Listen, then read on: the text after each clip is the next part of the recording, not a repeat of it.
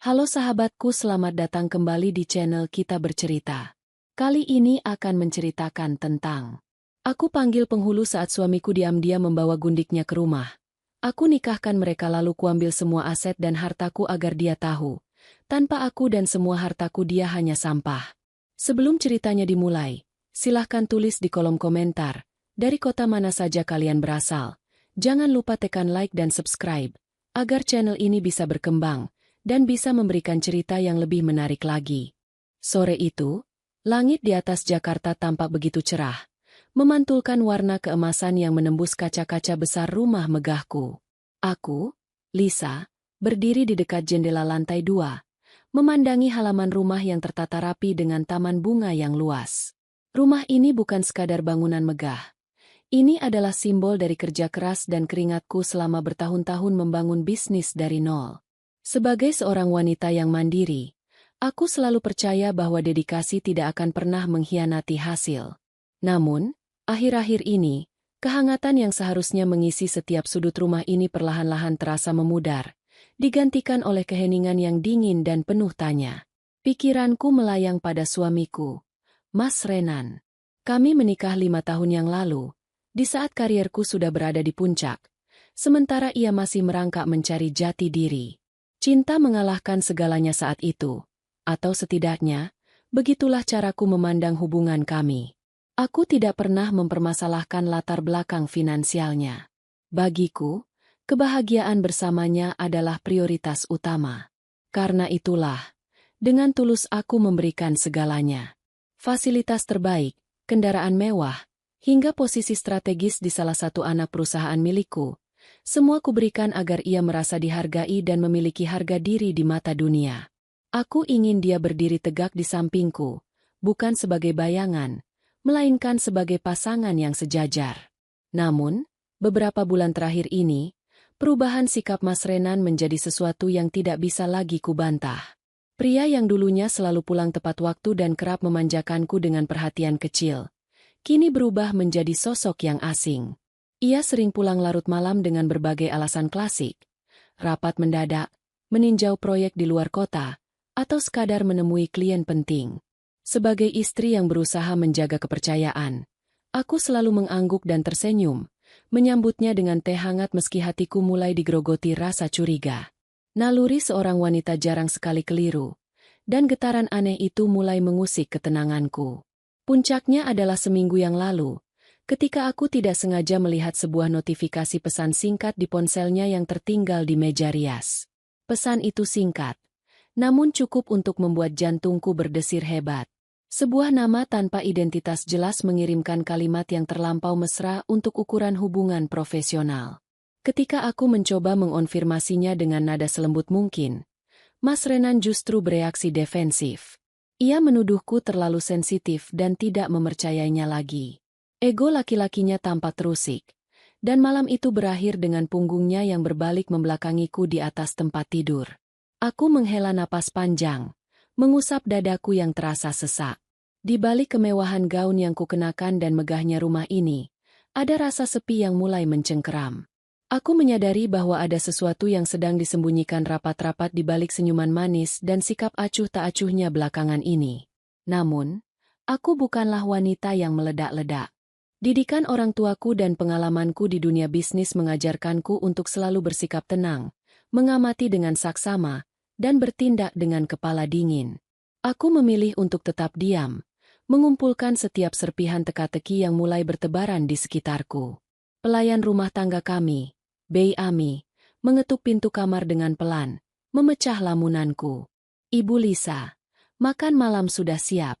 Apakah Bapak sudah memberi kabar kapan akan pulang? Tanyanya dengan nada penuh hormat. Aku membalikan badan dan melempar senyum tipis yang dipaksakan. Belum, Bei. Katanya ada urusan di luar yang harus diselesaikan terlebih dahulu. Mari kita tunggu sebentar lagi. Jawabku tenang. Bei Ami hanya mengangguk pelan. Tampak memahami ada mendung yang sedang bergelayut di wajah majikannya. Aku berjalan menuruni tangga melingkar yang megah menuju ruang makan. Di atas meja panjang berbahan marmer, hidangan kesukaan Mas Renan sudah tertata rapi. Semuanya tampak sempurna, Namun atmosfer di ruangan ini terasa begitu hampa. Sambil menunggu, aku duduk di kursi utama, memandangi kursi kosong di ujung meja yang biasanya ditempati oleh suamiku. Jam dinding terus berdetak, memecah keheningan malam yang kian larut. Di dalam hati, aku mulai mempersiapkan diri untuk kemungkinan terburuk. Jika memang kesetiaan yang kuberikan dibalas dengan pengkhianatan, maka aku harus memastikan bahwa diriku tidak akan menjadi pihak yang hancur. Aku akan menghadapi apapun yang terjadi di depan sana dengan keanggunan seorang wanita yang tahu persis di mana harga dirinya berada. Malam semakin larut, namun Mas Renan belum juga menampakkan batang hidungnya. Hidangan di atas meja marmer telah mendingin, seiring dengan hatiku yang kian membeku. Ketika jam dinding menunjukkan pukul 11 malam, barulah terdengar suara deru mobil memasuki pelataran rumah.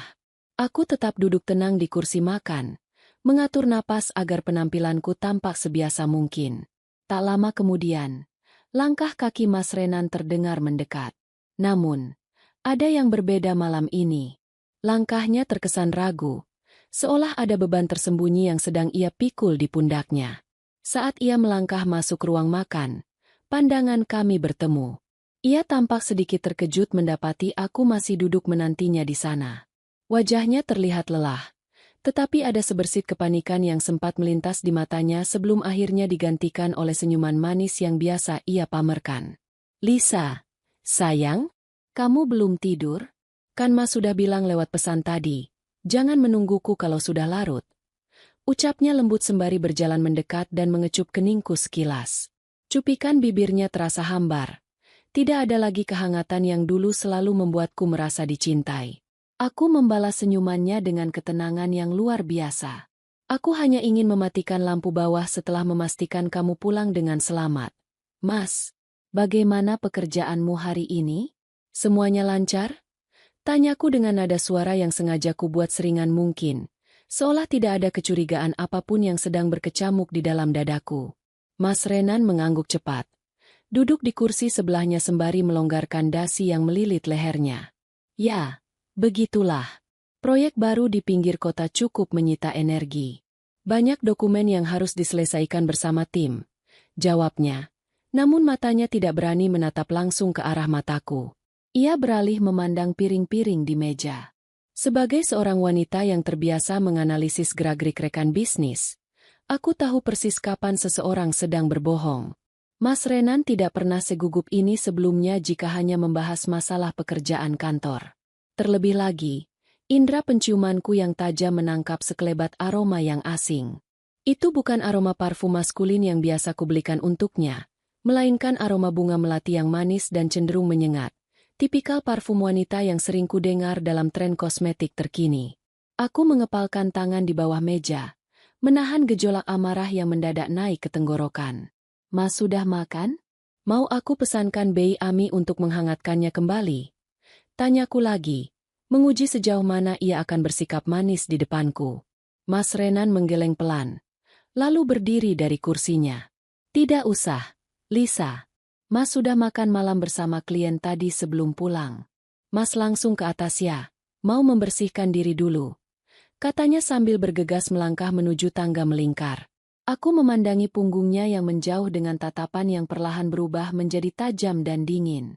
Sifatnya yang defensif dan ketergesa-gesaannya untuk menghindariku adalah konfirmasi tak tertulis atas semua kecurigaanku selama ini. Keesokan harinya, ketika Mas Renan sudah berangkat ke kantor dengan mobil mewah pemberianku, aku memutuskan untuk memeriksa kamar mandi utama dan ruang ganti pribadinya secara menyeluruh. Aku bukan tipe istri yang suka membongkar barang suami tanpa alasan. Namun situasi ini sudah mendesakku untuk mencari kebenaran. Di dalam keranjang pakaian kotor miliknya, aku mengambil kemeja putih yang ia kenakan semalam. Benar saja, di bagian kerah bagian dalam, terdapat noda tipis berwarna merah muda yang samar, jejak lipstik yang sengaja dihapus namun masih menyisakan bekas. Hatiku bagai dihantam gada besar, namun aku menolak untuk meneteskan air mata. Air mataku terlalu berharga untuk ditumpahkan demi pria yang tidak tahu diri. Aku berjalan ke arah meja kerjanya yang terletak di sudut kamar. Di sana, terdapat beberapa lembar laporan keuangan bulanan dari anak perusahaan yang ia kelola. Sebagai pemilik sah dari seluruh aset dan perusahaan tersebut, aku memiliki hak penuh untuk memeriksa arus kas kapan saja. Dan disinilah kejanggalan lain mulai terkuak. Ada pengeluaran dana tak terduga dalam jumlah yang cukup fantastis selama 3 bulan terakhir, yang dicatat sebagai biaya operasional luar kota dan jamuan klien khusus. Namun, tidak ada dokumen pendukung atau kwitansi resmi yang melampirinya. Aku tersenyum sinis, sebuah senyuman yang penuh dengan ketetapan hati. Rupanya, suamiku tidak hanya membagi hatinya dengan wanita lain, tetapi ia juga berani menggunakan uang dari bisnisku untuk membiayai kehidupan rahasianya. Baginya, rumah mewah ini, mobil-mobil di garasi, dan posisi terhormat yang ia miliki sekarang mungkin terasa seperti hasil kerja kerasnya sendiri, hingga ia lupa siapa yang memberikan semua kemewahan itu di atas nampan emas. Ia telah melupakan daratan tempatnya berpijak. Aku merapikan kembali kertas-kertas tersebut ke posisi semula, memastikan tidak ada jejak bahwa aku telah menyentuhnya. Aku melangkah kembali ke jendela besar, memandang ke arah luar dengan pikiran yang kini telah bulat. Aku tidak akan melabraknya dengan histeris seperti wanita yang kehilangan arah.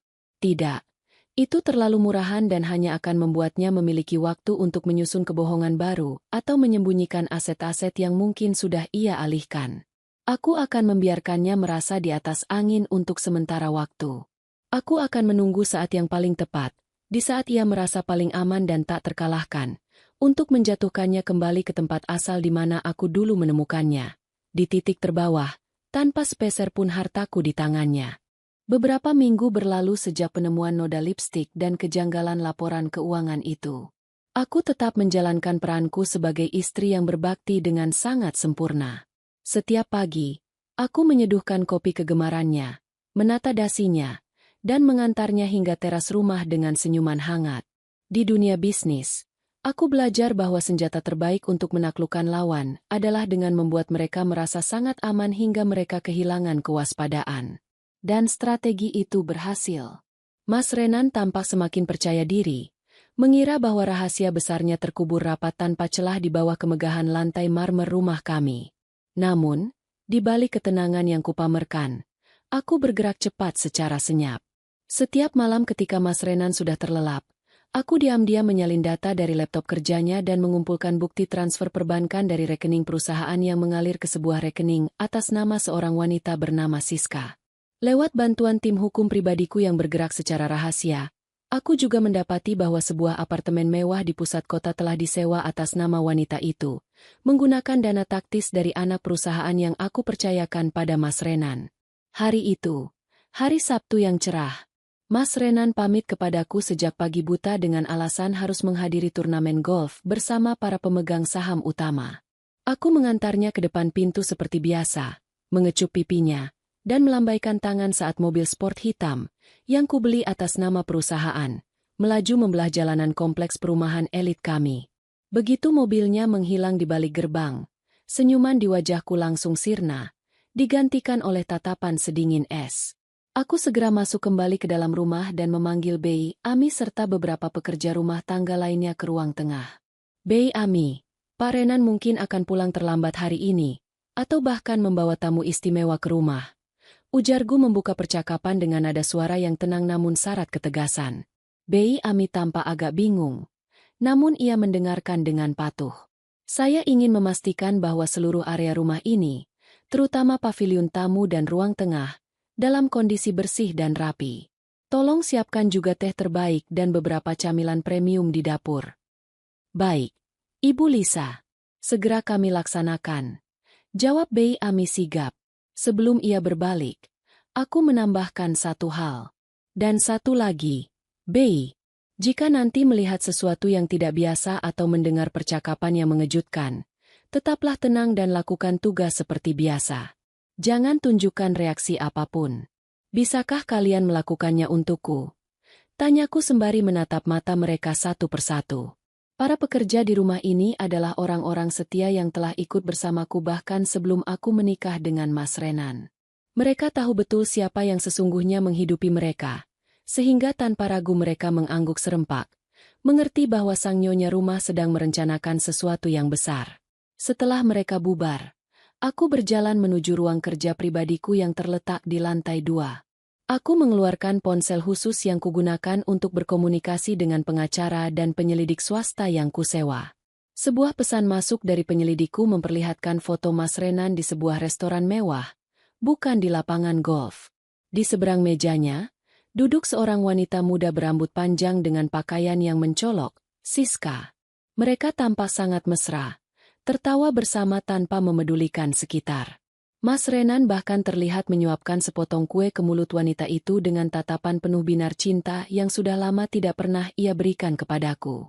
Melihat foto itu, dadaku tidak lagi terasa sesak seperti pertama kali. Rasa sakit itu kini telah mengkristal menjadi sebuah tekad yang bulat. Ego Mas Renan rupanya sudah melambung terlalu tinggi hingga ia merasa menjadi raja di istana yang kubangun. Ia merasa uang yang ia kelola adalah miliknya, dan mengira status sosial yang ia nikmati saat ini adalah berkat kehebatannya sendiri. Aku meletakkan ponsel di atas meja kerja, lalu beralih menatap berkas-berkas hukum yang telah disiapkan oleh pengacaraku. Berkas pengalihan penuh seluruh sisa hak pengelolaan anak perusahaan, pemblokiran fasilitas kartu kredit korporat, serta penarikan kembali semua aset bergerak dan tidak bergerak yang selama ini kupinjamkan atas namanya. Semuanya sudah ditandatangani dan dilegalisir. Tinggal menunggu tanggal eksekusi yang tepat. Aku berdiri di balkon, memandangi langit sore yang perlahan mulai berubah jingga. Berdasarkan laporan dari penyelidikku, Mas Renan berencana memanfaatkan ketidakhadiranku yang ia kira sedang ada jadwal seminar luar kota besok untuk membawa wanita itu berkunjung ke rumah ini. Sebuah kecerobohan luar biasa yang lahir dari rasa percaya diri yang berlebihan. Ia mengira rumah megah ini bisa ia jadikan tempat bermainnya. Namun, ia tidak pernah tahu bahwa di balik dinding-dinding kokoh istana ini, aku telah menyiapkan panggung pertunjukan yang tidak akan pernah ia lupakan seumur hidupnya. Hari yang dinanti akhirnya tiba. Sesuai dengan skenario yang telah disusun Mas Renan dalam benaknya, hari Minggu ini seharusnya aku berada di luar kota untuk menghadiri seminar bisnis tahunan. Kemarin malam, aku sengaja berpamitan dengan sangat manis, membawa koper besar, dan melangkah masuk ke dalam mobil jemputan seolah-olah aku benar-benar menuju bandara. Padahal, mobil itu hanya membawaku ke salah satu hotel bintang 5 milik kolegaku yang terletak tidak jauh dari kompleks perumahan kami. Di sana, aku menghabiskan malam dengan sangat tenang, menikmati perawatan spa, dan tidur dengan nyenyak tanpa beban. Aku mengumpulkan energi, karena aku tahu hari ini membutuhkan fokus dan ketenangan yang luar biasa. Pukul 10 pagi, sebuah pesan singkat dari salah satu pekerja rumah tanggaku masuk ke ponsel. Ibu, Bapak baru saja sampai di rumah. Beliau tidak sendiri. Ada seorang wanita yang diajak masuk lewat pintu samping menuju paviliun tengah. Aku membaca pesan itu dengan senyuman tipis yang terukir di sudut bibir. Detak jantungku stabil. Tidak ada lagi gemuruh amarah yang meledak-ledak. Semuanya berjalan persis seperti yang kuprediksi. Mas Renan sudah benar-benar kehilangan akal sehat dan kewaspadaannya. Ia merasa rumah mewah ini adalah wilayah kekuasaannya yang mutlak, tempat di mana ia bisa bertindak sesuka hati tanpa perlu mengkhawatirkan kehadiranku. Aku segera bersiap. Mengenakan setelan blazer satin berwarna hitam pekat yang elegan, dipadukan dengan riasan wajah yang tegas namun tetap natural. Aku bercermin untuk terakhir kalinya. Wanita yang ada di dalam cermin ini bukanlah Lisa yang bisa ditindas atau dibodohi dengan janji manis pria tak tahu diri. Ini adalah Lisa sang pemilik tahta, wanita yang membangun kerajaannya dengan kecerdasan dan keteguhan hati. Sebelum melangkah keluar dari kamar hotel, aku menghubungi Pak Baskoro, pengacara pribadiku, serta seseorang yang akan memegang peran kunci dalam pertunjukan siang ini. Pak Baskoro, silakan bersiap bersama rombongan. Kita bertemu di kediaman saya 30 menit lagi. Ucapku tenang. Aku kembali ke rumah mewahku menggunakan taksi daring agar kedatanganku tidak menimbulkan suara bising dari deru mobil pribadi. Aku masuk melalui gerbang kecil di dekat pos penjagaan belakang yang sengaja sudah dibukakan oleh pihak keamanan rumah. Dengan langkah yang anggun dan tanpa suara, aku menapaki lantai marmer koridor belakang, menuju ke arah ruang tengah yang terhubung langsung dengan paviliun. Dari balik pilar besar berbahan batuan alam, aku bisa mendengar suara tawa centil seorang wanita yang sangat asing di telingaku, disusul oleh suara berat Mas Renan yang terdengar begitu memanjakan. Aku mengintip sedikit. Di atas sofa Bludru premium impor yang kupesan langsung dari Italia, duduklah mereka berdua. Wanita bernama Siska itu tampak mengenakan pakaian yang kurang pantas untuk bertamu, bersandar manja di dada Mas Renan sembari memandangi langit-langit rumahku yang tinggi dengan binar mata penuh kekaguman yang norak. "Mas, rumah ini benar-benar besar sekali ya. Jauh lebih megah daripada foto-foto yang sering kamu perlihatkan padaku," ujar Siska dengan suara yang mendayu-dayu. Jemarinya yang lentik tampak memainkan kancing ke meja Mas Renan. Mas Renan tertawa bangga, membusungkan dadanya seolah seluruh kemegahan ini adalah hasil dari jerih payahnya sendiri. "Tentu saja, sayang. Ini semua berkat posisiku sebagai direktur. Kamu suka? Kalau kamu suka, nanti kita bisa sering-sering menghabiskan waktu di sini. Lagi pula, Lisa jarang sekali ada di rumah. Dia itu wanita yang membosankan dan hanya tahu cara bekerja," jawab Mas Renan dengan nada meremehkan yang sangat kentara. Mendengar kalimat itu keluar dari mulut pria yang dulu datang kepadaku dengan pakaian lusuh dan masa depan yang tidak pasti, aku hampir saja tertawa lepas. Sungguh sebuah delusi yang luar biasa. Manusia malang ini benar-benar mengira posisi direktur yang kusandangkan di pundaknya adalah bukti kehebatannya, hingga ia lupa bahwa tanpa tanda tanganku di atas surat keputusan perusahaan, ia bahkan tidak akan lolos seleksi berkas di kantor manapun. Aku melangkah keluar dari balik pilar, memecah keheningan ruangan dengan suara ketukan heelsku yang berirama konstan di atas lantai marmer. "Ah, rupanya rumah ini kedatangan tamu yang sangat istimewa siang ini," ucapku dengan nada suara yang lantang, tenang, namun seketika membekukan atmosfer di ruangan tersebut. Mas Renan tersentak hebat. Wajahnya yang tadi memerah penuh tawa langsung berubah pucat pasi bak kertas tak berdarah. Ia buru-buru mendorong pelan tubuh Siska agar menjauh darinya, lalu berdiri dengan lutut yang tampak bergetar. Lisa? Kenapa kamu, bukankah kamu seharusnya berada di luar kota sampai lusa?" Tanyanya dengan suara yang terbata-bata, mencoba mencari pegangan pada sandaran sofa untuk menyembunyikan kepanikannya yang luar biasa. Topeng pria berwibawa yang selama ini ia kenakan di depanku, kini telah retak sepenuhnya dalam 1 detik. Aku tidak langsung menjawab pertanyaan Mas Renan. Dengan langkah yang sangat tenang, aku berjalan mendekati mereka, lalu duduk di kursi tunggal yang berada tepat di seberang sofa Bludru tempat mereka bermesraan tadi. Aku menyilangkan kaki dengan anggun, menatap bergantian ke arah suamiku yang masih berdiri mematung dan wanita di sampingnya yang kini tampak salah tingkah sekaligus ketakutan. Siska mencoba merapikan pakaiannya yang sedikit berantakan, matanya liar memandang ke sekeliling ruangan, menyadari bahwa ia telah tertangkap basah di dalam sangkar emas yang bukan miliknya. "Duduklah, Mas. Kenapa kamu berdiri seperti melihat hantu begitu? Dan untuk Siska, silakan dinikmati sofa nyamannya. Maaf jika kedatanganku mengganggu waktu bersantai kalian," ucapku dengan nada suara yang teramat lembut, namun mengandung penekanan yang membuat bulu kuduk siapapun yang mendengarnya merinding.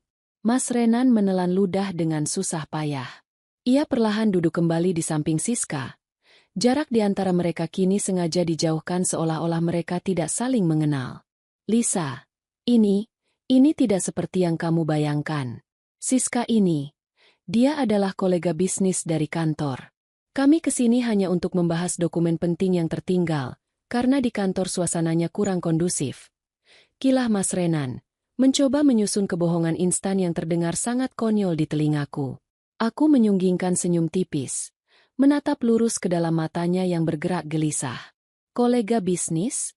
Membahas dokumen penting dengan pakaian seperti itu di hari Minggu, di ruang tengah rumah pribadiku, dan dengan posisi yang begitu intim?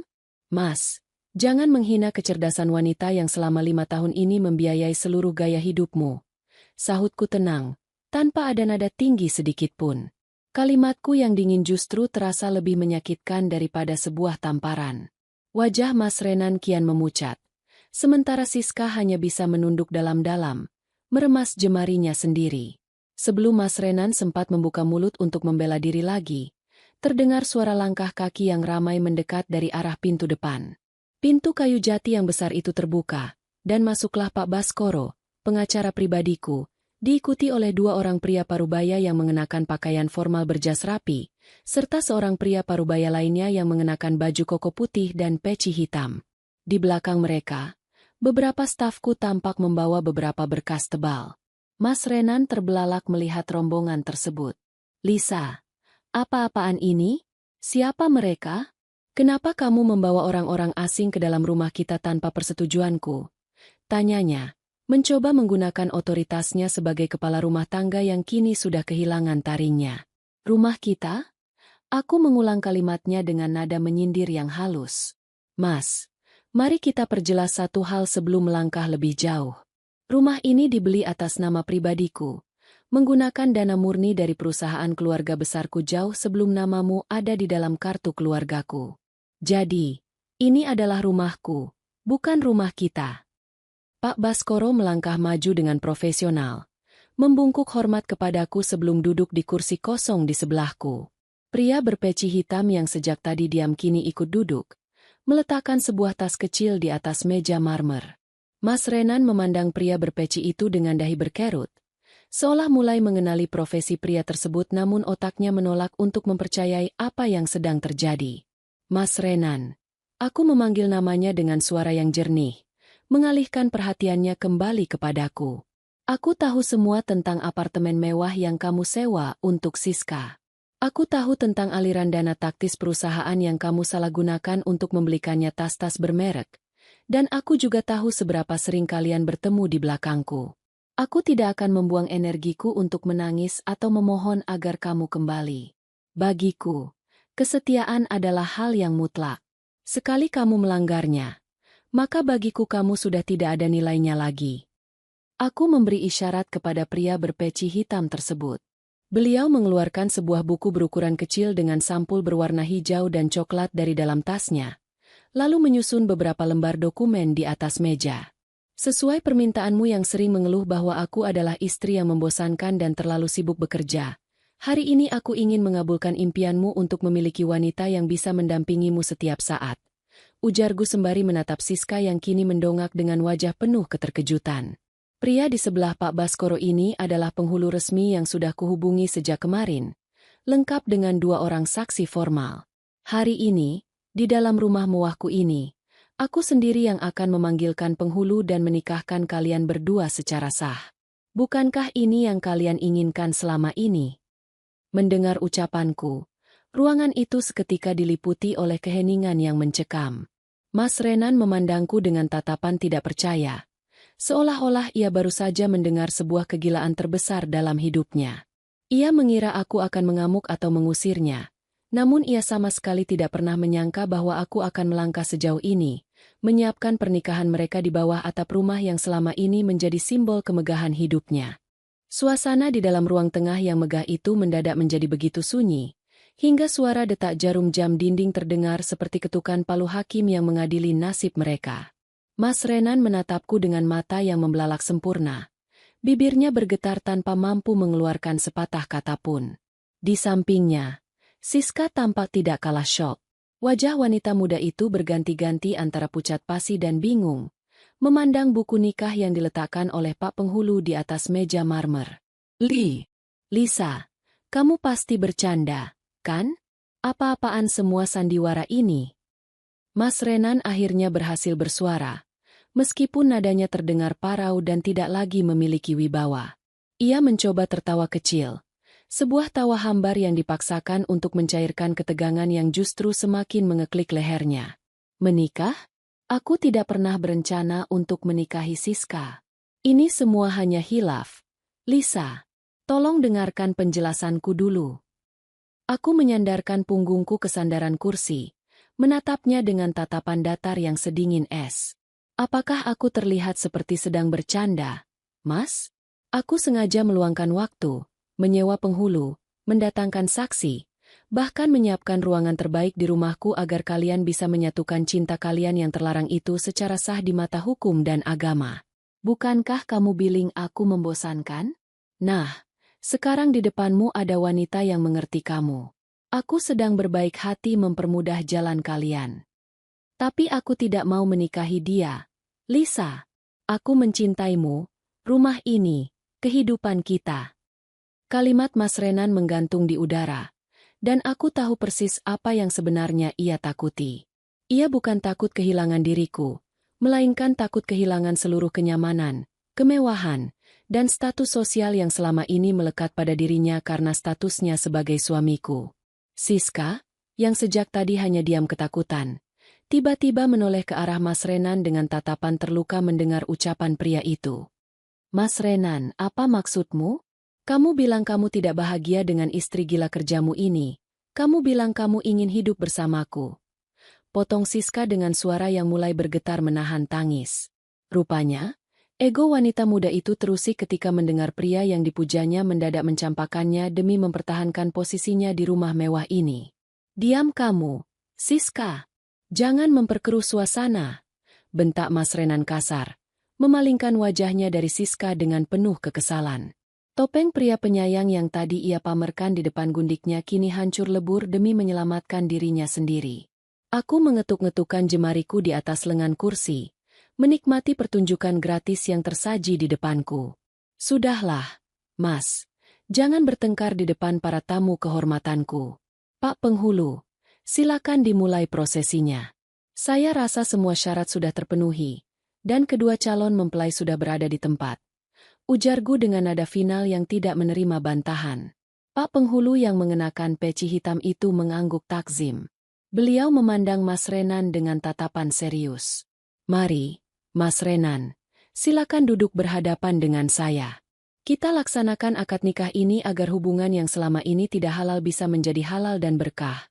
Ucap beliau dengan kalimat yang sopan namun terasa bagai sindiran tajam bagi telinga Mas Renan. Dengan tubuh yang lemas dan langkah yang seolah terseret, Mas Renan terpaksa menggeser duduknya mendekati meja. Ia melirik ke arahku dengan tatapan memohon, berharap ada secercah belas kasihan di mataku. Namun, ia hanya menemukan kekosongan. Bagiku, pria di depanku ini sudah mati sejak hari ia memutuskan untuk mengkhianati kepercayaanku. Siska pun ikut bergeser dengan air mata yang mulai menetes. Entah karena terharu atau karena merasa terhina dengan situasi pernikahan yang jauh dari bayangan indahnya selama ini. Prosesi itu berlangsung dengan sangat cepat dan tenang. Di bawah atap rumah mewahku, di hadapan para saksi resmi dan pengacara pribadiku, Mas Renan mengucapkan kalimat kabul dengan suara yang terbata-bata dan bergetar hebat. Ketika kata, sah, berkumandang dari mulut para saksi, aku mengembuskan napas panjang. Bukan napas kesedihan, melainkan napas kebebasan. Selamat, Mas Renan, Siska. Sekarang kalian sudah resmi menjadi suami istri di mata hukum dan agama. Ucapku sembari berdiri dari kursi, tersenyum dengan keanggunan seorang pemenang. Pernikahan kalian sudah sah. Dan sekarang, giliran aku yang akan melangkah ke agenda berikutnya. Aku menoleh ke arah Pak Baskoro yang langsung sigap membuka tas kerjanya dan mengeluarkan seberkas dokumen tebal yang baru. Pertunjukan sesungguhnya baru saja akan dimulai. Pak Baskoro berdiri dengan tegap, merapikan letak kacamatanya, lalu melangkah mendekati meja marmer tempat buku nikah baru milik Mas Renan dan Siska masih tergeletak. Ia meletakkan seberkas dokumen tebal bersampul hukum di atas meja, tepat di depan Mas Renan yang masih tampak linglung dengan status barunya sebagai suami dari wanita yang sebelumnya ia sembunyikan. Baik, karena prosesi akad nikah telah selesai dengan sah, mari kita beralih ke agenda utama berikutnya sebagaimana instruksi dari Ibu Lisa. Ujar Pak Baskoro dengan suara bariton yang tegas dan profesional, memecah keheningan pasca akad. Mas Renan mendongak. Matanya yang sayu menatap berkas itu dengan penuh kecurigaan. Dokumen apa lagi ini, Lisa? Aku sudah menuruti kegilaanmu untuk menikahi Siska. Sekarang apa lagi yang kamu inginkan? Tanyanya dengan nada suara yang mulai meninggi, mencoba mengumpulkan sisa-sisa keberaniannya yang telah runtuh. Aku berjalan perlahan, memutari sofa tempat mereka duduk, lalu berhenti tepat di ujung meja marmer. Aku menumpukan kedua tanganku di atas meja, condong ke arah Mas Renan dengan tatapan mata yang menghujam langsung ke manik matanya. Kegilaanku, Mas? Bukan. Ini adalah konsekuensi dari ketamakanmu. Pak Baskoro, silakan dibacakan poin-poin pentingnya agar Mas Renan dan istri barunya paham posisi mereka saat ini. Pak Baskoro mengangguk, lalu membuka lembar pertama dokumen tersebut. Berdasarkan surat keputusan pemegang saham pengendali PT Cahaya Utama Nusantara, yaitu Ibu Lisa sendiri, pertanggal hari ini, Saudara Renan secara resmi dinonaktifkan dari jabatannya sebagai Direktur Operasional Anak Perusahaan. Seluruh hak lola, wewenang pengambilan keputusan, serta akses terhadap keuangan perusahaan telah dicabut tanpa pengecualian. Mas Renan terbelalak. Ia langsung berdiri dari kursinya hingga membuat meja sedikit bergetar. Tidak bisa begitu. Aku yang membesarkan anak perusahaan itu selama 3 tahun terakhir. Kamu tidak bisa memecatku begitu saja hanya karena masalah pribadi. Lisa, itu tidak profesional. Bentaknya dengan napas yang memburu. Aku tertawa renyah. Sebuah tawa kecil yang terdengar sangat meremehkan di telinganya. Profesional. Mas? Apakah profesional namanya jika kamu menggunakan dana taktis korporat untuk membayar sewa apartemen mewah gundikmu? Apakah profesional jika kamu memalsukan kwitansi jamuan klien demi membelikan tas-tas bermerek untuk wanita ini? Tanyaku sembari menunjuk Siska dengan daguku. Siska tampak tersentak. Wajahnya kembali memucat mendengar fakta bahwa seluruh kemewahan yang ia terima ternyata terancam lenyap. Semua bukti aliran dana haram yang kamu selewengkan sudah tercatat rapi di tangan tim auditku. Mas, jika aku mau, hari ini juga aku bisa menjebloskanmu ke dalam penjara atas tuduhan penggelapan aset dalam jabatan. Lanjutku dengan nada suara yang berangsur-angsur meninggi, dingin, dan menusuk. Namun, aku masih berbaik hati. Aku tidak akan memenjarakanmu. Aku hanya mengambil kembali apa yang memang sejak awal adalah milikku. Pak Baskoro melanjutkan membaca lembar berikutnya. Selanjutnya, mengenai aset bergerak dan tidak bergerak. Mobil sport hitam yang saudara gunakan, mobil sedan yang berada di garasi, serta seluruh fasilitas kartu kredit korporat atas nama saudara telah diblokir dan ditarik kembali hari ini. Tim lapangan kami saat ini sedang menuju apartemen yang ditempati Siska untuk melakukan pengosongan unit, karena kontraknya telah dibatalkan oleh pihak perusahaan selaku penyewa sah. Apa? Kontrak apartemenku dibatalkan. Siska akhirnya histeris. Ia ikut berdiri, memegang lengan Mas Renan dengan erat. Mas, bagaimana ini? Kamu bilang apartemen itu dibeli atas namamu. Kamu bilang aku tidak perlu khawatir tentang tempat tinggal. Kenapa jadi begini, Mas? Mas Renan tidak memedulikan rengekan Siska. Tubuhnya gemetar hebat, menyadari bahwa seluruh fondasi kehidupan mewahnya sedang diruntuhkan dalam hitungan menit oleh wanita yang selama ini ia anggap remeh. Lisa, tolong, jangan lakukan ini. Setidaknya biarkan aku mempertahankan mobil dan posisiku. Bagaimana aku bisa menghidupi keluarga baruku jika kamu mengambil semuanya? Pintanya.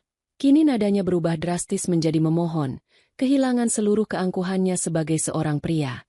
Aku menegakkan tubuhku, melipat kedua tangan di dada dengan keanggunan yang mutlak. Itu bukan urusanku lagi, Mas Renan. Kamu memilih untuk berbagi hati dan membawa benalu ke dalam hidupmu. Maka sekarang nikmatilah hidup bersamanya dari titik nol. Aku ingin kamu tahu, bahwa tanpa aku dan semua hartaku, kamu hanyalah benalu sampah yang tidak punya nilai apa-apa di dunia ini. Sekarang, silakan bawa istri barumu keluar dari rumah mewahku. Kamar kalian di dunia fantasi sudah berakhir, dan saatnya kalian menghadapi realita. Suasana di ruang tengah semakin memanas, bukan karena amarahku, melainkan karena kepanikan yang mulai membakar kedua orang di depanku. Mas Renan berdiri mematung dengan tatapan kosong, sementara Siska, wanita yang beberapa menit lalu tersenyum manja di sofa bludruku, kini mulai menunjukkan wajah aslinya. Begitu menyadari bahwa apartemen mewah yang ia tempati akan dikosongkan dan seluruh fasilitas mewah Mas Renan telah dicabut, kepanikan dalam dirinya berubah menjadi amarah yang meledak-ledak. Mas Renan, kamu dengar sendiri kan apa yang dikatakan istrimu, maksudku mantan istrimu ini. Siska berteriak sembari menghentakkan kakinya ke lantai marmer. Ia mencengkeram lengan Mas Renan dengan kasar. Tidak ada lagi kelembutan mendayu-dayu yang ia pamerkan sebelumnya. Kamu bilang kamu direktur kaya raya. Kamu bilang semua mobil dan apartemen itu milikmu. Kenapa sekarang semuanya punya wanita ini? Mas Renan yang sedang kalut mencoba menenangkan istri barunya. Siska, tenang dulu, tolong jangan sekarang. Kita bicarakan ini di luar, Mas bisa jelaskan. Bisik Mas Renan dengan suara gemetar, Matanya melirik ke arahku dan Pak Baskoro dengan rasa malu yang teramat sangat. Harga dirinya sebagai laki-laki telah runtuh sepenuhnya di hadapan orang-orang di ruangan ini. Namun, Siska yang telanjur dibutakan oleh fakta bahwa ia akan kehilangan gaya hidup mewahnya, menepis tangan Mas Renan dengan kasar. "Jelaskan apa lagi, Mas? Aku mau jadi istri keduamu karena kamu bilang kamu punya segalanya. Aku tidak mau hidup susah ya. Kalau kamu jatuh miskin dan tidak punya apa-apa lagi seperti ini, untuk apa aku bertahan bersamamu?" Teriak Siska tanpa malu. Suaranya melengking memenuhi ruangan tengah yang berplafon tinggi. "Siska, jaga bicaramu. Kita baru saja sah menjadi suami istri," bentak Mas Renan. Wajahnya memerah menahan malu sekaligus murka karena kedoknya dibongkar begitu saja oleh wanita yang ia bela di belakangku. "Persetan dengan pernikahan ini." Siska membalas bentakan itu dengan mata melotot. Ia menunjuk muka Mas Renan dengan jarinya yang gemetar. "Ingat ya, Mas, kalau hari ini semua fasilitasmu ditarik, kalau kamu tidak bisa membelikanku tas bermerek lagi dan kita harus tinggal di kontrakan sempit, aku akan langsung meninggalkanmu. Aku tidak sudi hidup menderita dengan pria yang ternyata hanya menumpang kaya pada istrinya. Kamu itu pembohong." Aku duduk kembali di kursi tunggalku, melipat kaki dengan anggun, dan menyaksikan pertengkaran mereka dengan senyuman tipis yang penuh kemenangan. Ini adalah pemandangan yang sangat indah. Tanpa perlu aku mengotori tanganku dengan caci maki, mereka sudah saling menghancurkan satu sama lain. Cinta sejati yang mereka agung-agungkan di belakangku ternyata tidak lebih dari sekadar transaksi bisnis yang rapuh. Begitu aliran dana dihentikan, pondasi hubungan mereka langsung retak berkeping-koking. "Bagaimana, Mas Renan? Indah sekali, bukan, janji setia dari istri barumu?" Tanyaku dengan nada mengejek yang halus, memecah pertengkaran mereka. "Baru beberapa menit yang lalu kalian mengucap janji suci di depan Pak Penghulu, dan sekarang istri tercintamu sudah mengancam akan meninggalkanmu jika kamu miskin. Sungguh wanita yang sangat tulus." Mas Renan menoleh ke arahku dengan tatapan memohon yang menjijikan. Air mata frustrasi mulai mengambang di pelupuk matanya. "Lisa, tolong. Mas mohon. Jangan lakukan ini pada Mas. Biarkan Mas mempertahankan satu mobil saja, atau beri Mas posisi lain di kantor. Mas tidak tahu harus kemana jika semua ini diambil." Ucapnya dengan suara parau, benar-benar kehilangan sisa-sisa harga dirinya. Aku berdiri dari kursi, merapikan blazer hitamku, lalu menatap mereka berdua dengan pandangan paling dingin yang pernah kumiliki. "Waktumu untuk memohon sudah habis, Renan. Saat kamu memutuskan untuk membawa Siska ke dalam rumahku dan menikmati uang perusahaanku bersamanya, kamu sudah memilih jalan hidupmu sendiri. Pak Baskoro, tolong pastikan kunci mobil, kartu kredit, dan seluruh inventaris perusahaan diserahkan sekarang juga. Setelah itu, panggil pihak keamanan untuk mengawal mereka berdua keluar dari gerbang rumah saya." "Baik, Ibu Lisa," jawab Pak Baskoro sigap. Beberapa staf keamanan berbadan tegap yang sejak tadi bersiap di luar ruangan segera melangkah masuk, berdiri dengan sikap tegas di belakang Mas Renan dan Siska yang kini hanya bisa mematung dalam keputusasaan yang mendalam. Langkah kaki para petugas keamanan yang berbadan tegap terdengar berdentum di atas lantai marmer, membuat atmosfer di ruang tengah semakin menekan. Mas Renan menatap dua pria berseragam hitam itu dengan tatapan tidak percaya, sementara Siska langsung melangkah mundur, mencoba mencari jarak aman seolah-olah ia tidak ingin terseret lebih jauh ke dalam pusaran kehancuran suaminya yang baru beberapa menit lalu disahkan. "Mari, Pak Renan, Siska. Silakan serahkan kunci kendaraan dan seluruh kartu fasilitas milik Ibu Lisa yang masih Anda bawa," ujar kepala keamanan rumahku, Pak Joko, dengan suara bariton yang tegas namun tetap mematuhi kesopanan kerja. Mas Renan mengepalkan tangannya kuat-kuat. Napasnya memburu, menatapku dengan kilatan amarah yang bercampur dengan keputusasaan yang amat dalam.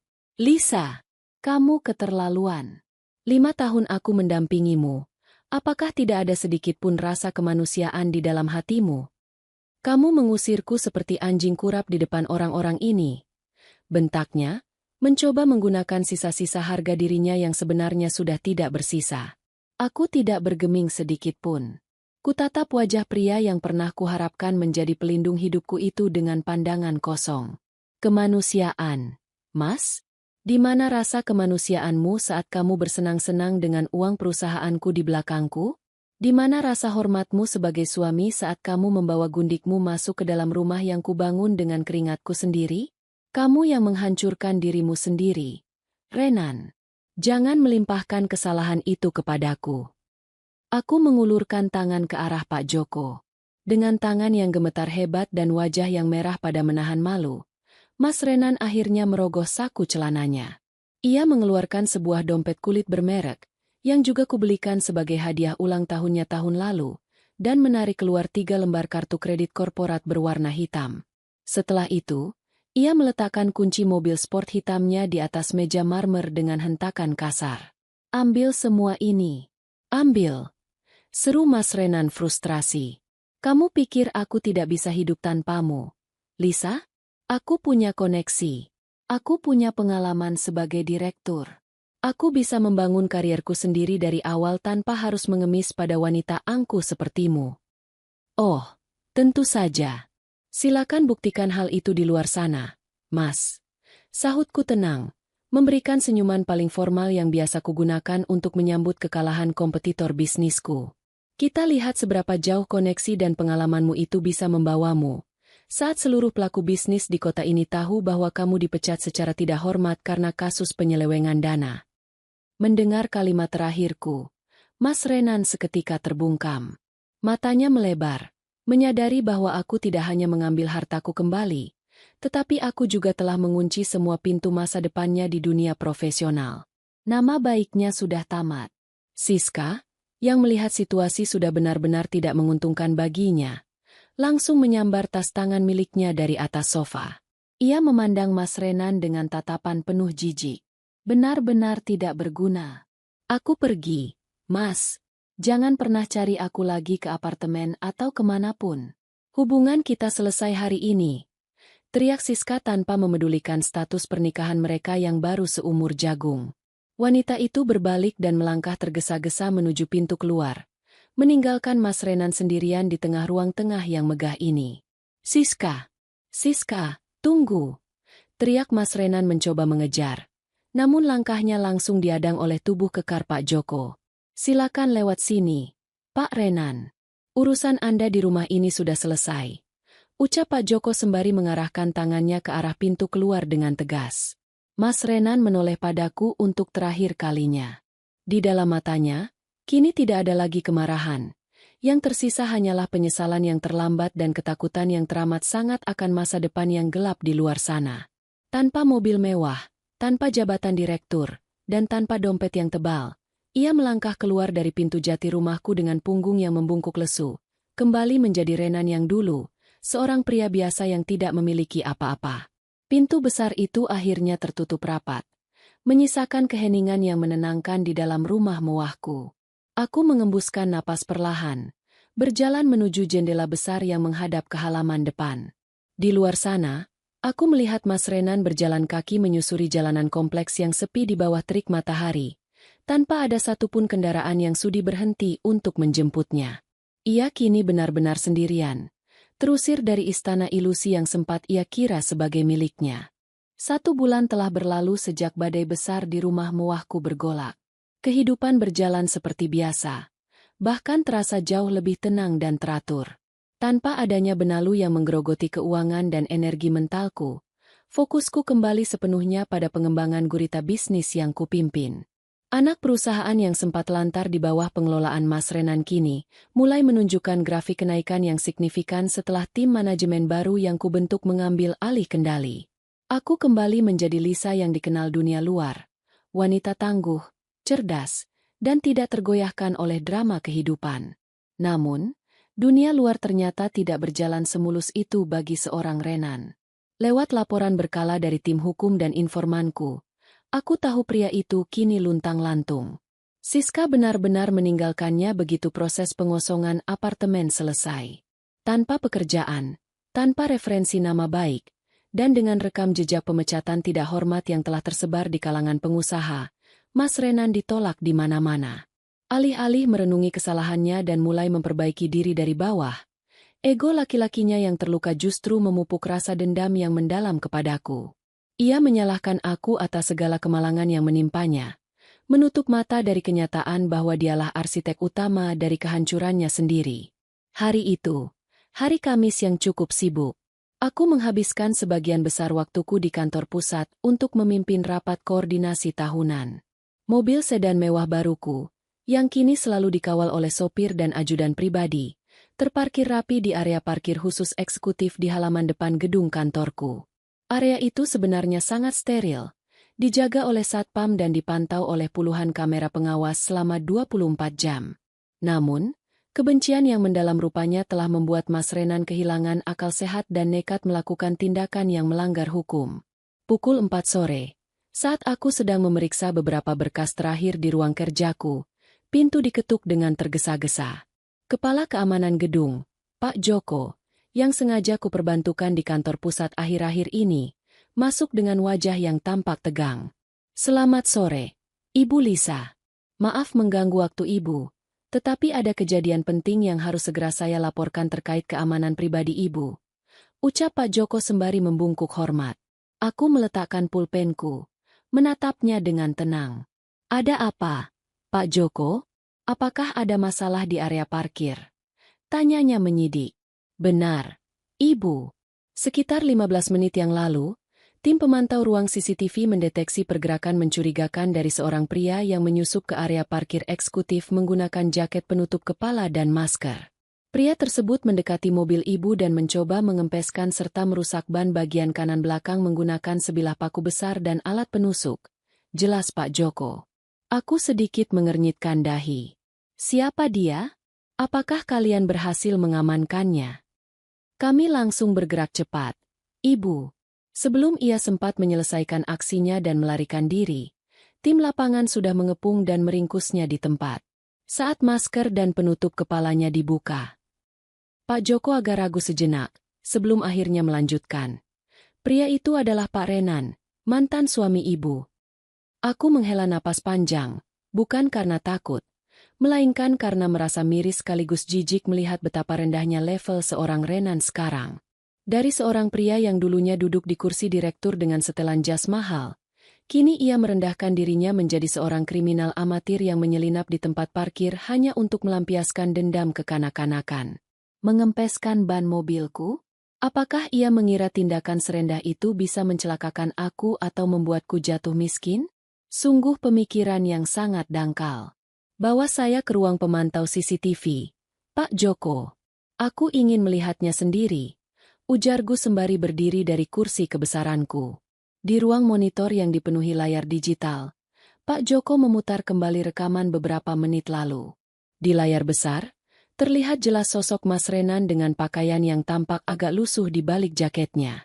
Ia celingukan dengan gestur tubuh yang sangat gugup, lalu berjongkok di samping ban mobilku, menghujamkan paku ke dinding karet ban dengan penuh amarah. Namun, belum sempat ban itu mengempis sepenuhnya, 4 petugas keamanan berbadan tegap langsung menyergapnya dari belakang, menjatuhkannya ke lantai paving, dan memborgol tangannya tanpa perlawanan yang berarti. Kupandangi wajah pria di layar kaca itu saat maskernya dibuka paksa oleh petugas. Wajah yang dulu selalu kupandang dengan penuh rasa hormat, kini tampak begitu menyedihkan, dipenuhi oleh garis-garis frustrasi, kemarahan, dan keputusasaan yang kelam. "Ibu Lisa, saat ini Pak Renan sedang kami tahan di ruang pengamanan internal bawah tanah. Apakah Ibu ingin kami langsung menyerahkannya kepada pihak kepolisian beserta seluruh bukti rekaman CCTV ini?" tanya Pak Joko meminta instruksi selanjutnya. Aku menatap layar monitor itu untuk beberapa saat, lalu berbalik dengan ekspresi wajah yang datar, tanpa ada sedikit pun riak emosi di dalamnya. "Ya, Pak Joko. Proses hukum dia sesuai dengan aturan yang berlaku atas tindakan perusakan barang pribadi dan penyusupan. Biarkan hukum yang berbicara. Aku tidak memiliki waktu untuk mengurusi sampah yang terus mencoba mengotori jalanku." Aku melangkah keluar dari ruangan itu dengan kepala tegak, meninggalkan sisa-sisa dendam sang parasit di tempat yang semestinya, di dalam jeruji besi. Langkah kakiku terdengar mantap saat melewati lorong-lorong kantor menuju ruang pengamanan internal di lantai bawah tanah. Meskipun aku sudah menginstruksikan Pak Joko untuk langsung menyerahkan Renan ke pihak kepolisian, ada bagian dari diriku yang ingin melihat untuk terakhir kalinya. Seberapa jauh pria yang pernah mengisi hariku itu telah jatuh ke dalam kubang kehinaan. Aku ingin ia melihat langsung dengan matanya sendiri, bahwa semua tindakan nekat dan sisa-sisa dendamnya sama sekali tidak bisa menyentuh, apalagi meruntuhkan kehidupanku. Pintu besi ruang pengamanan dibuka oleh seorang petugas dengan anggun. Di dalam ruangan bernuansa putih yang dingin itu, Renan duduk di sebuah kursi besi dengan tangan yang masih terikat borgol. Pakaian jaket penutup kepalanya sudah agak koyak, dan rambutnya yang dulu selalu tertata rapi kini tampak kusut masai. Begitu mendengar suara pintu terbuka dan melihat sosokku melangkah masuk, ia mendongak. Kilatan amarah di matanya sempat berkobar, namun segera meredup, digantikan oleh gumpalan rasa malu dan frustrasi yang teramat sangat. Aku berhenti tepat 3 langkah di depannya, melipat kedua tangan di dada tanpa niat untuk duduk. Pak Joko dan seorang petugas keamanan berdiri siaga di sampingku, memastikan jarak yang aman. Jadi, ini adalah batas akhir dari kemampuanmu, Renan? Tanyaku, memecah keheningan dengan nada suara yang teramat tenang, hampir seperti sedang membicarakan cuaca di luar. Menyelinap ke area parkirku, merusak ban mobilku seperti seorang berandalan jalanan? Apakah ini hasil dari koneksi dan pengalaman direktur yang tempo hari kamu banggakan di depan rumahku? Renan menggertakkan giginya. Rahangnya mengencang menahan gejolak emosi. Kamu yang membuatku seperti ini, Lisa. Desisnya dengan suara parau yang syarat akan kebencian. Kamu menghancurkan karierku. Kamu menyebarkan berita buruk tentangku hingga tidak ada satupun perusahaan di kota ini yang mau menerimaku. Kamu membuatku luntang-lantung di jalanan seperti pengemis. Di mana hatimu sebagai wanita? Aku tidak terkejut mendengar tuduhannya. Manusia jenis Renan memang tidak akan pernah memiliki keberanian untuk mengakui kesalahannya sendiri. Aku tidak pernah menghancurkanmu, Renan. Kamu sendiri yang melompat ke dalam jurang itu. Sahutku datar. Berita tentang pemecatanmu tersebar karena tindakan ilegalmu sendiri yang menguras uang perusahaan demi membiayai wanita lain. Dunia bisnis itu sempit. Renan, tanpa aku bersuara pun, rekam jejak busukmu akan tercium dengan sendirinya. Kamu luntang-lantung karena selama 5 tahun ini kamu hanya tahu cara menikmati fasilitas tanpa pernah benar-benar mengasah kemampuanmu untuk bertahan hidup. Mendengar kalimatku yang menghujam tepat pada inti kenyataan, Renan terdiam. Bahunya yang tadi menegang perlahan-lahan merosot lesu. Air mata frustrasi yang sejak tadi ditahannya kini mulai mengalir, membasahi pipinya yang tampak lebih tirus dari sebulan lalu. Lisa, aku hilaf, bisiknya tiba-tiba. Nadanya berubah drastis dari kemarahan menjadi rintihan keputusasaan. Siska sudah meninggalkanku sejak semua uangku habis. Tabunganku tidak bersisa untuk membayar sewa tempat tinggal sementara. Aku nekat datang ke sini karena aku frustrasi. Aku tidak tahu harus berbuat apa lagi. Tolong, cabut laporan ini, Lisa. Jangan biarkan aku membusuk di dalam penjara. Aku mohon. Aku memandangi pria yang menangis di hadapanku ini tanpa rasa iba sedikitpun. Hatiku sudah mengeras bagai batu karang sejak hari ia membawa gundik itu ke atas sofa bludruku. Air matanya kini terasa sangat murah dan tidak berarti apa-apa.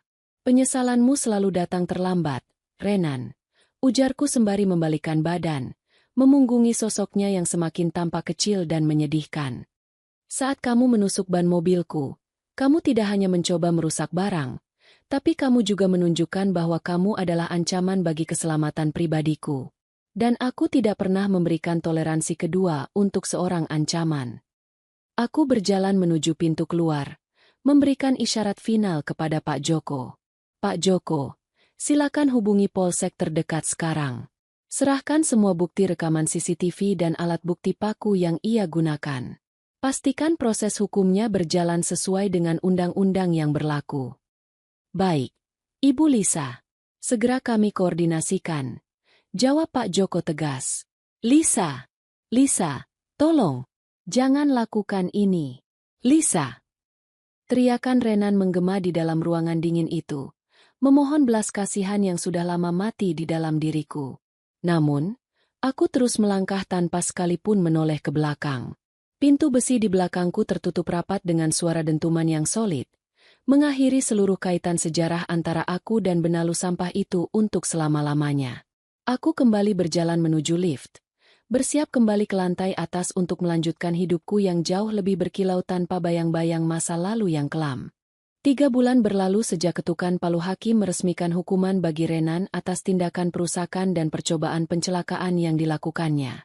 Di balik jeruji besi yang dingin dan kusam, waktu terasa berjalan begitu lambat bagi pria yang kini kehilangan segalanya. Tidak ada lagi setelan jas mahal, tidak ada lagi harum parfum mewah, dan tidak ada lagi rasa hormat dari orang-orang sekitar. Yang tersisa hanyalah pakaian tahanan berwarna biru pudar dan penyesalan teramat dalam yang datang terlambat, menggerogoti jiwanya setiap malam di atas dipan semen yang keras. Renan seringkali duduk termenung memandangi langit-langit sel yang berjeruji. Di dalam kesunyian itu, bayangan masa lalu kembali berputar seperti film usang. Ia teringat bagaimana Lisa selalu menyambutnya dengan senyuman hangat setiap kali ia pulang kerja. Ia teringat bagaimana wanita mandiri itu dengan tulus membangun harga dirinya di mata dunia, memberikan jabatan, fasilitas, dan kepercayaan penuh tanpa pernah mengungkit latar belakang finansialnya. "Kenapa aku begitu buta?" bisik Renan pada kesunyian. Air matanya menetes membasahi lantai semen. Ia menyadari betapa bodohnya dirinya yang menukar berlian sejati seperti Lisa dengan kesenangan semu yang fana. Ketamakan dan egonya telah mengubah dirinya menjadi benalu yang menghancurkan pohon pelindungnya sendiri. Kini, setelah pohon itu melepaskannya, ia jatuh ke tanah, mengering, dan menjadi sampah yang tidak berarti. Suatu siang, seorang petugas sipir mengetuk jeruji selnya. "Tahanan Renan, ada yang datang menjengukmu di ruang kunjungan," ujar petugas itu datar. Jantung Renan berdesir. Sebersit harapan tipis muncul di hatinya. Apakah itu Lisa? Apakah mantan istrinya itu akhirnya luluh dan datang untuk melepaskannya? Dengan langkah tergesa-gesa dan harapan yang membumbung tinggi, Renan berjalan menuju ruang kunjungan yang dibatasi oleh sekat kaca tebal. Namun, begitu matanya menatap sosok yang duduk di seberang kaca, napasnya seketika tercekat.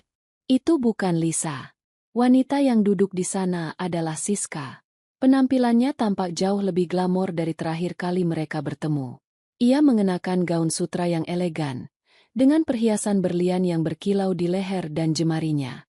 Di sebelah Siska, duduk seorang pria parubaya bertubuh tegap, mengenakan jam tangan mewah dan pakaian bermerek yang memancarkan aura seorang pengusaha kaya yang mapan.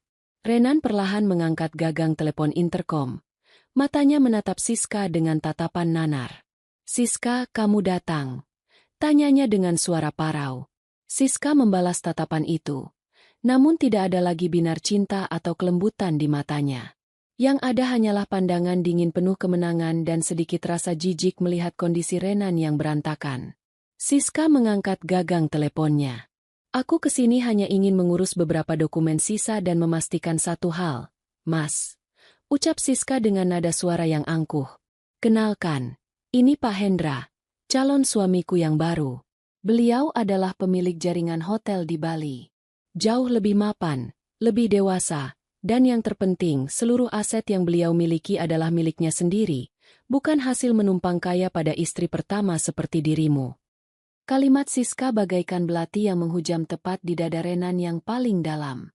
Pria parubaya di sebelah Siska hanya tersenyum tipis, memandang Renan seolah-olah Renan hanyalah sebutir debu yang tidak berharga.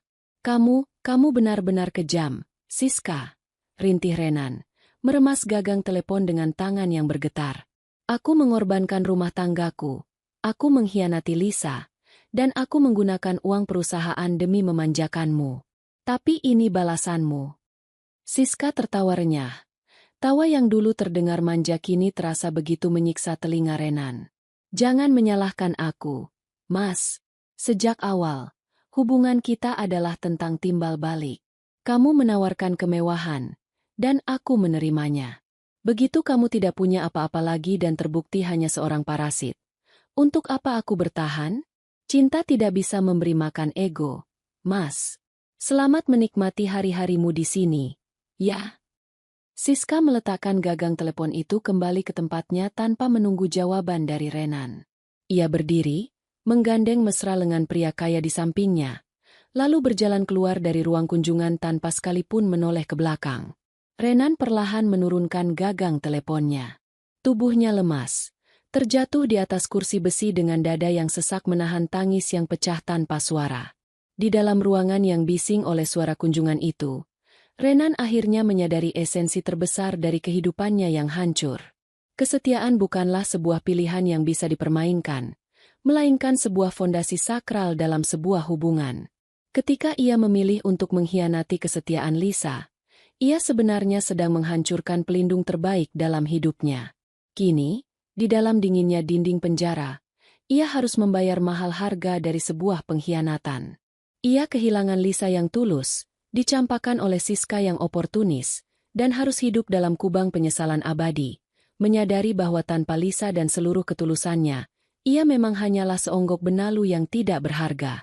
Dari kisah tadi, kita belajar bahwa setiap perjalanan hidup selalu membawa pesan yang berharga. Semoga ada hikmah yang bisa kita petik bersama hari ini. Kalau kalian suka dengan cerita seperti ini, silakan tekan tombol like dan subscribe sebagai bentuk dukungan kamu untuk channel ini. Terima kasih sudah meluangkan waktu kalian. Tetaplah menjadi bagian dari channel Kita Bercerita ini, dan sampai jumpa di kisah inspiratif berikutnya.